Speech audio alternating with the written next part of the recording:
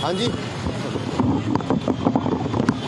हाजिर हरियाणा और रूबरू हिंदुस्तान के अंदर इस समय हम सिरसा के सुभाष चौक पर हैं और सुभाष चौक पर आप देख सकते हैं कि किसान एकता जिंदाबाद, किसान एकता जिंदाबाद के नारे लगाए जा रहे हैं। जैसा कि आप जानते हैं कि किसान नेता जगजीत सिंह ढल्लेवाल अमरण अनशन पर बैठे हैं और आज उनका लगातार 44वां दिन है और किसान नेताओं के द्वारा इस समय सुभाष चौक पर विरोध प्रदर्शन किया जा रहा है। आइए हम इस विरोध प्रदर्शन के बारे में किसान नेताओं से बातचीत करते हैं कि उन्होंने यहाँ पड़ाव क्यों डाले है। तो आइए बात करते हैं किसान संगठनों के साथ।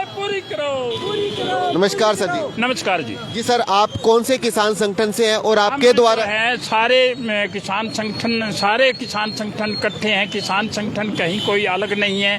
आज हमने जो है पूरे भारत सरकार का पुतला फूंका है और जो हमने आज हमारे धरने को लगभग चलते हुए 1 साल के करीब हो गया और सरदार जगजीत सिंह जी ढल्लेवाल जो आमरण अनशन पर बैठे हैं, आज उनका 46वां दिन है।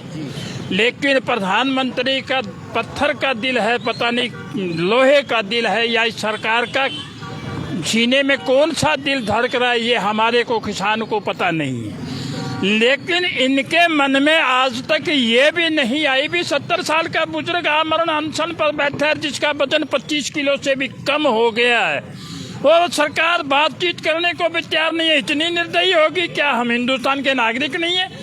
कोई सरकार को हम बताते किसान कोई नई चीज नई मांग नहीं है हमारी, मांगे वही है जो 2 साल पहले थी। एमएसपी गारंटी कानून, बिजली शोध कानून, इसी प्रकार के कर्ज माफी और दूसरे जितने भी हमारे मुद्दे हैं, मुद्दे वही हैं। लेकिन उन मुद्दों पर बातचीत करने को तैयार नहीं है, लागू करने को तैयार नहीं है, पता नहीं। और कहते हैं कि हिंदुस्तान विश्व गुरु बनने जा रहा है। प्रधानमंत्री के बयान है, हमने सुनते हैं, ठीक है हिंदुस्तान विश्व गुरु बने, हमें भी गौरव है। लेकिन अगर किसान के दिल को दुखा करके कहीं विश्व गुरु नहीं बन सकता, ये हमारा दावा है।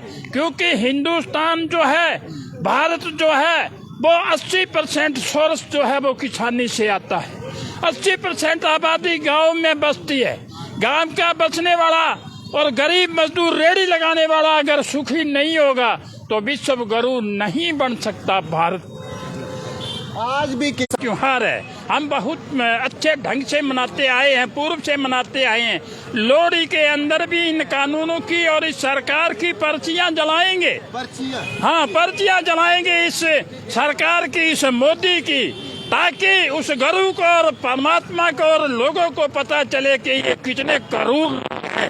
किसी एक हमारे नेता ने कहा था आज से 30 साल पहले, तुम सबको वोट दे देना, मेरे से इस जर्नैल को अगर कहीं कुछ हो गया, हमारे इस प्रधान को अगर कहीं कुछ हो गया तो फिर कानून न्याय व्यवस्था फैलेगी।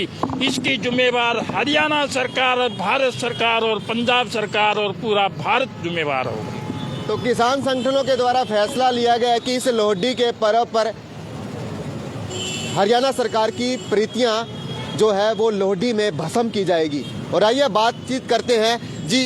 किसान मेले का आज सुनने में आ रहा है कि सरकार के द्वारा मेले का आयोजन किया जा रहा है माधो सिंगाना में 13 और 14 जनवरी को। क्या कोई बुलावा या कोई निमंत्रण या किसी प्रकार की कोई बात नहीं? हमारे पास तो उन लोगों को बुला रहे हैं जो लोग जानते नहीं हैं। जो जानकार किसान है उसको कोई निमंत्रण, कोई न्यूनता तक नहीं दिया गया। सिर्फ ये दिखावे और सिर्फ पैसे बनाने के ढोंग के लिए ऐसे आयोजन किए जाते हैं। आत्मनिर्भर भारत की बात की जाती है, जो ये बातें हैं वो कवरेज करके और पूरे भारत सरकार को और हरियाणा सरकार को दिखाते हो। अभी आपने ये प्रधान जी के आगे ये बात रखी भी गांव माधो सिंगाना में किसान मेले का आयोजन किया जा रहा है। मैं माधो सिंगाना गांव का ही वासी हूं। आप मेरा मोबाइल चेक करिए, अगर एक भी मैसेज मेरे पास अभी तक आया है, कोई वो मतलब सरकार की तरफ से किसी भी किसान को कोई मैसेज नहीं है भी वहाँ जो है सरकार कोई मेले का आयोजन कर रही है।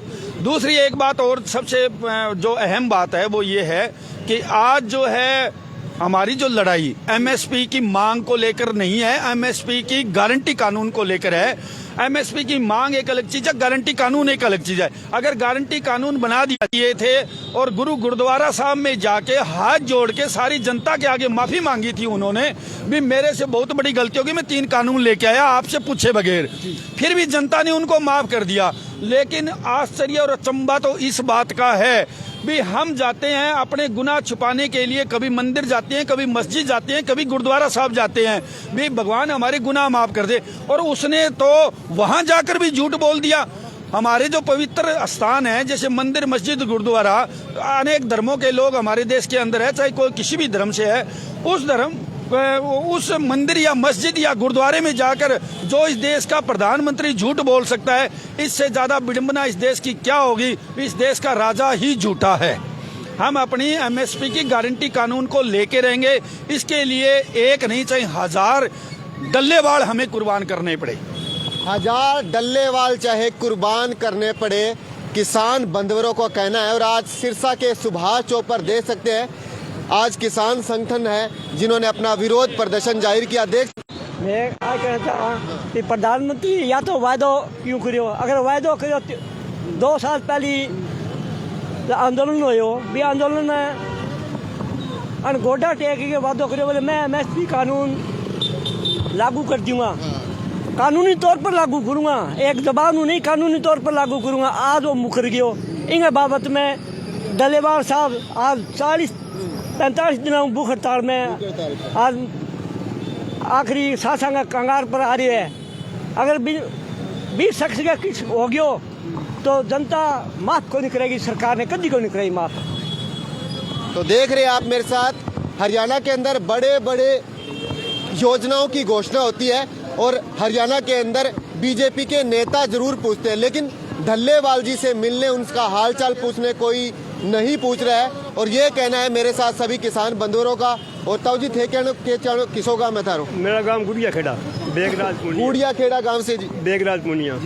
ये कहना चाहूँगा थे डल्लेवाल जी अमर अनशन पर बैठे हैं और उनकी बात को सुनना चाहिए, हमें सड़कों बनाना पड़ेगा। तो आपका बहुत बहुत धन्यवाद। सिरसा के सुभाष चौक पर आज हम कवरेज करने के लिए पहुंचे रूबरू हिंदुस्तान।